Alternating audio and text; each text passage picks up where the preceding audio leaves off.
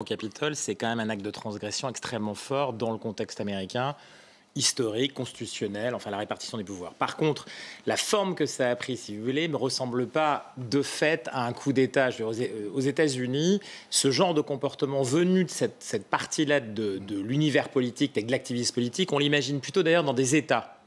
C'est-à-dire prendre le contrôle d'un Capitole d'État, si vous voulez, en Arkansas, je ne sais où, on pourrait l'imaginer dans la dimension, si vous voulez, et je ne parle pas de fiction hollywoodienne, je parle de la réalité de ce qui pourrait se passer. Là, on pourrait imaginer qu'il y ait des démarches de prise de contrôle d'un État, de sécession territoriale. Aller à Washington pour faire un coup d'État, ça ressemble davantage, je ne dis pas que c'est bien, que c'est acceptable évidemment, ça ressemble davantage à une espèce de coup d'éclat qu'à un coup d'État, si vous voulez. Ce n'est pas un coup d'État de ce type, et qui plus est poussé, organisé par Donald Trump, il n'a aucun intérêt, mais strictement aucun intérêt dans un contexte aujourd'hui où, depuis toujours et comme avant, comme demain, il va gérer sa propre marque, son propre contexte personnel à lui, sa relation à la justice demain, et ainsi de suite.